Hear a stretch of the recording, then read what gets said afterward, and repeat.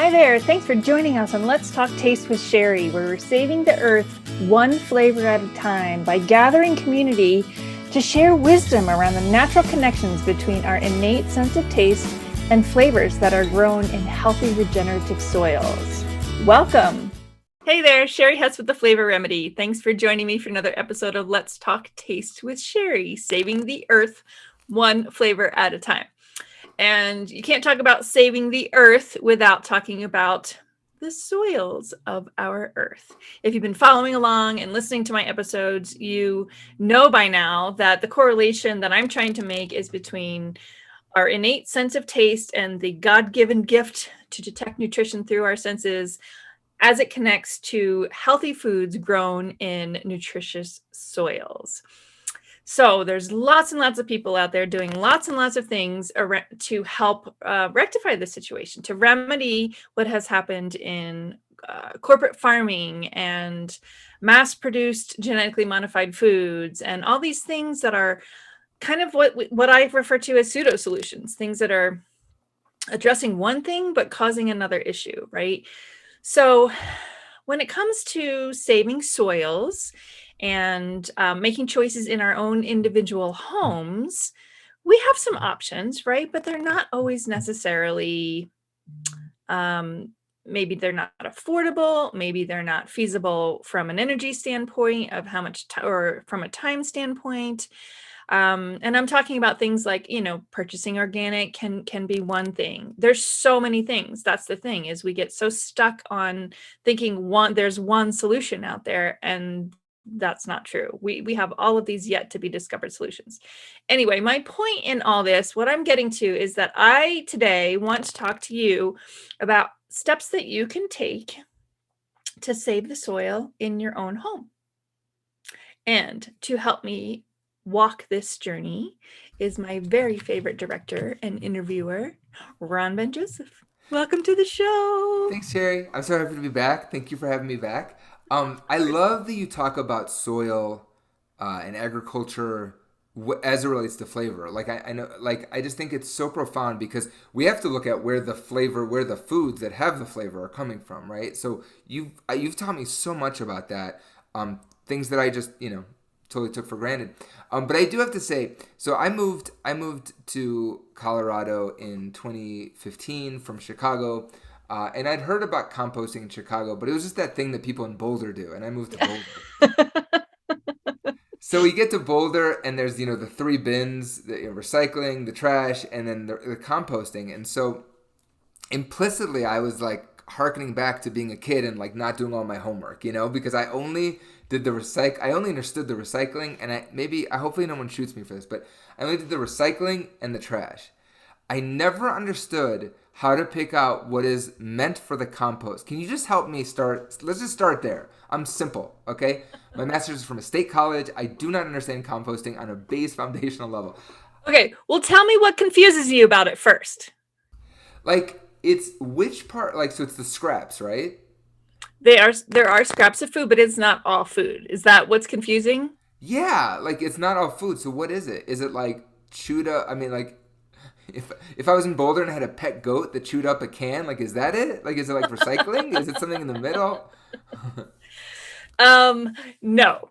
To answer that direct question, no. So the easiest way to think about composting, and this is another cool thing that I'm learning by being on all these soil conferences, is if you were to just think about, if you're walking out into the world and you were stepping on grounds that you just could tell was like soft, fertile, rich smells of the earth, right? What if just walking in nature, forget about gardening, forget about what you're putting in your bins. If you're just walking in nature, what would that look like to you? What kind of environment do you think you would be in where there's all this rich soil that you're walking on? Does anything come to mind? Like what would it look? Yeah, like I think like the mountains. I think like hiking. I think like just rich dirt, like where it's like soft and Yes, exactly. So forest, right? So something like a forest where there's all this rich dirt. You're seeing trees decay. You're seeing leaves fall. No one's tilling that stuff, right? Nobody's doing anything to fertilize or manage the pests or anything, and it's this rich garden, right? We just interviewed Ethan from Burlap and Barrel, right? And he talked about these people that go out and they forage, right? So they're not even planting, they're not planting farms, they're not planting spices. Some of them are, but a lot of them are just foraging what's growing in the forests. And this is where the rich flavors, the rich spices are coming from his point of view, right? So if you were to just think about that forest floor and everything that's just naturally falling onto that forest floor, it's vegetative, right? It's leaves, it's these decaying trees. It's just what kind of comes from nature in a very organic way. So when you're thinking about your compost, and what to put in your compost, it's really all the things that are basically vegetative, right? But what you also, and where people get confused, and I don't know how it works in Boulder, I don't know how, if they, I can't imagine that they have you separate browns and greens, right? So when it comes to actually like people that want to create compost in their own backyards, the most basic step to understand is that the quickest way to break down compost to turn your organic matter into a compost, or this clean, rich organic matter that you're supplementing your soils with, is to have a balance of green and brown. So it's alive and dead. And again, think about the forest floor and everything that's happening there, right? You've got all of this stuff that's falling. You have some green leaves that fall. You have dead trees that fall, like, and then you have the insects that are helping to break it down, right? So it's almost like recreating what's happening on the forest floor is what you're doing with composting. So when you're adding things to that bin, you're adding like plant material, scraps from your salad, vegetables that go bad. Where it gets a little funky is things like eggshells, right? We're like, well, how is that a plant material? But that's a calcium, that's a mineral contribution, right? But the biggest thing to remember about what not to put into your compost pile is fats and meats. So if you're cooking meat or you're using a lot of fats, those are the things that you really need to avoid. So almost anything vegetative can go into your compost pile, right? Now, I don't know, again, how Boulder is doing it. I know they have an amazingly successful program, but I've never lived in Boulder to know what the requirements are and how they're then taking those scraps and turning them into compost. Can you, as a Boulder resident, access the compost? I'm not in Boulder anymore. Uh, But why am I even talking to you then? I know, right? Like I'm not real. When we moved to Boulder and then we moved out, but and I feel bad for saying, like saying that people would be mad and aggressive about it. I think people are very. I don't think people are. I haven't met anyone that's like offensively devout when it comes to composting. But it's a community that's passionate about it, they're which passionate. is Yeah. which is huge, which is really good. But people that don't understand it can be overwhelmed by that as well. So, But you just described it perfectly. Like I really like how you put that, where like just separating where it's like vegetative plants, not fats, not so when you're saying not fats, like are we saying like oil, nuts? No, nuts are vegetative, right? Like legumes are vegetative. yeah, and I don't have all the specifics. I would say Yeah. anything that is high fat content you would want to limit. But then again, like avocado is fine, I was gonna say avocado. right? Yeah. So I would think like plant based. It's animal fats is I think what they want you to really. And the reality is in a highly intense compost situation where it's really heated up and it's really breaking things down, it can actually handle some of those things. But for the most part, you want to really stick to the plant-based things when you're putting them into your compost. And it makes so much sense when you painted the landscape of like a forest, like as an example, where that is naturally like things are naturally composting. So that really actually was super helpful.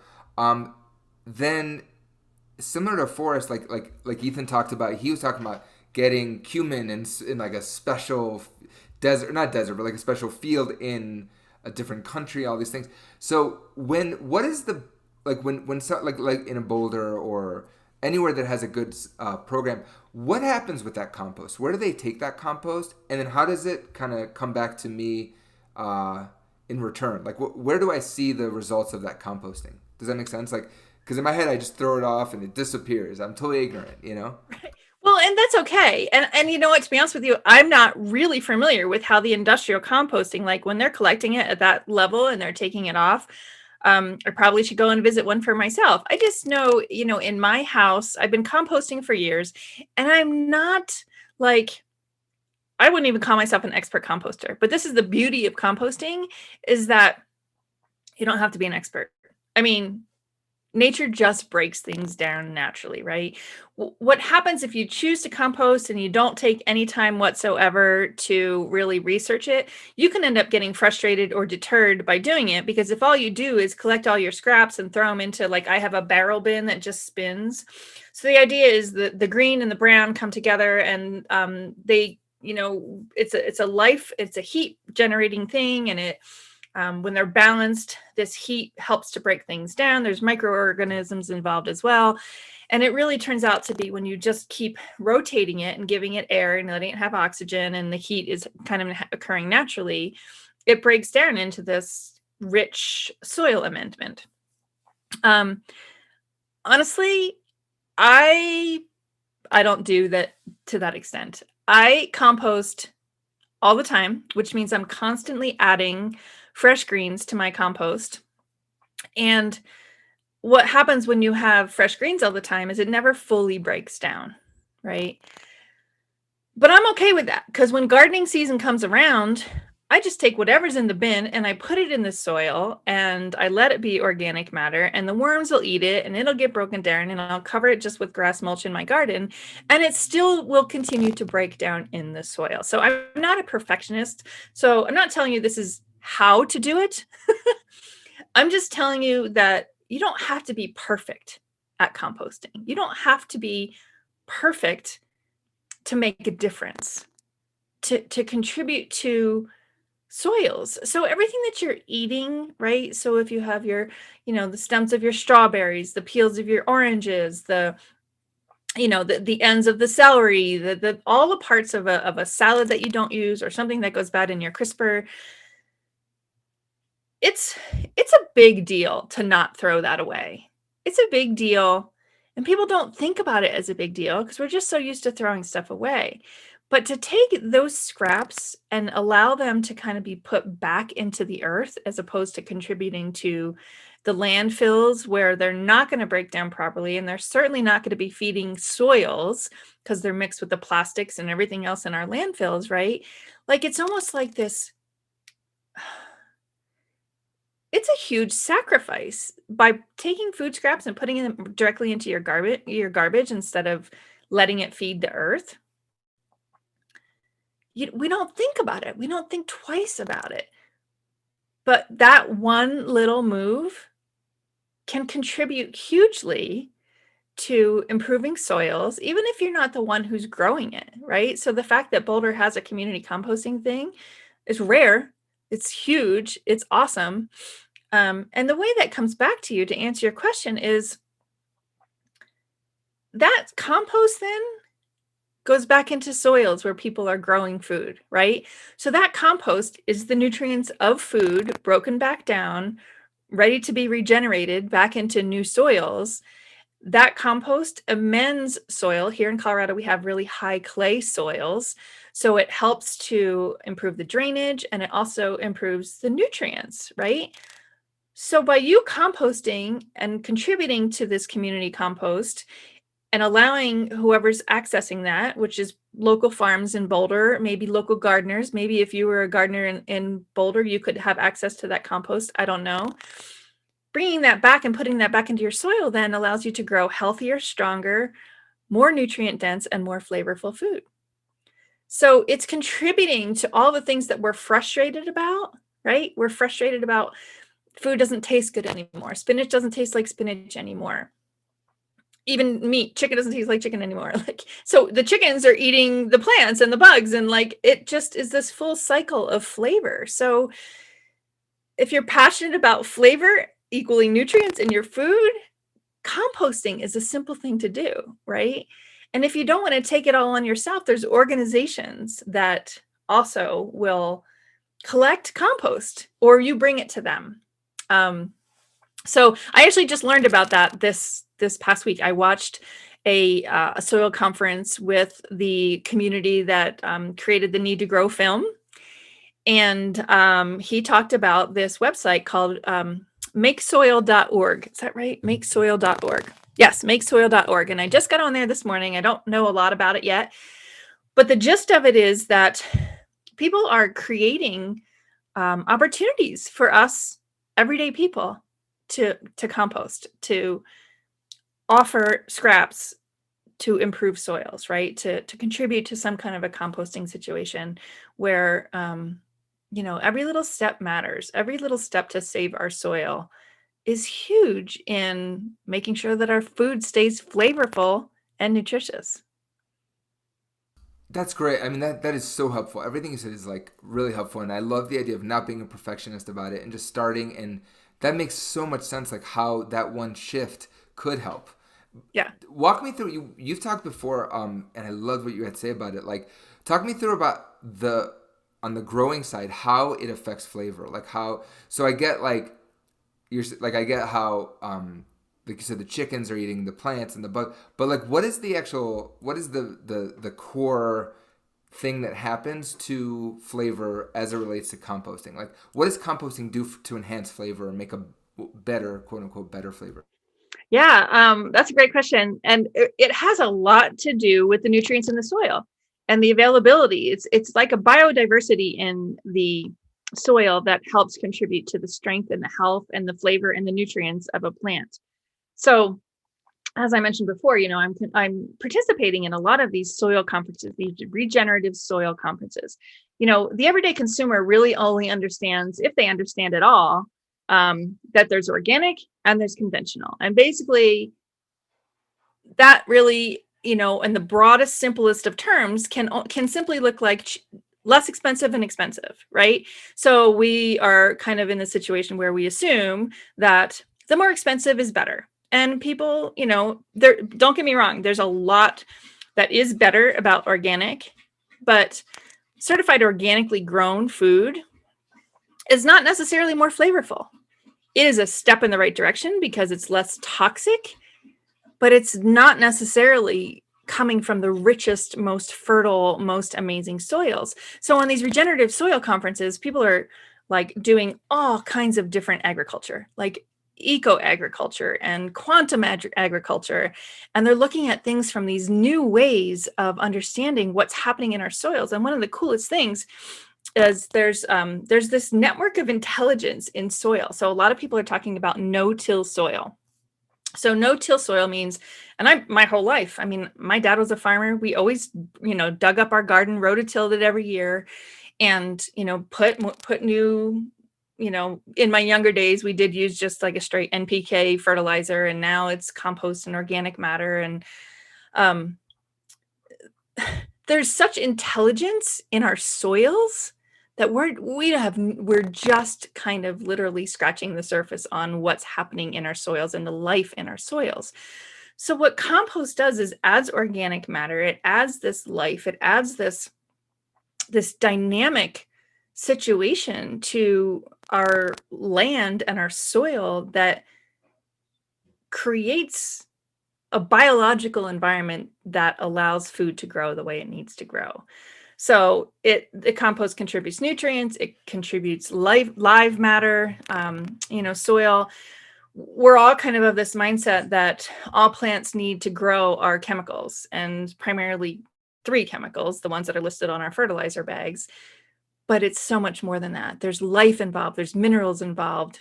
There's just so much that's happening in the world of regenerative farming that is way beyond what we're getting on the grocery stores right now. And it's really exciting to see, but there's a lot of challenges behind it. There's a lot of, farmers are very much in a position where they are forced to grow things according to the USDA and they're subsidized, right? They're surviving based on subsidies that the government is saying that they should be growing. They put requirements on pesticide use in order for their insurance to be covered. Like there's so much that they don't have control of. So these smart, intelligent, regenerative farmers that are out there doing new things face a lot of challenges in cost, in time, in research, in support, in policies. So it's that brings it back to you, the individual, right? Like, well, what can I do? This is one thing you can do. Compost. Just simple composting, contributing to composting will help, move this along. I love that. Sherry, this was awesome. This is a great episode. Thank you so much for explaining that to me. And like, I'm going to start. Like, I can do it. I can do it. You can do it. I can do it. I'm going to make it happen. And if you really want to, you could put worms in your apartment. That's really fun too. That is, my daughter would love that. She loves worms. Tells me about it all the time. I'm serious. She's obsessed with worms. Thank you so much, Sherry. Thank you, Ron. This is good. Good information.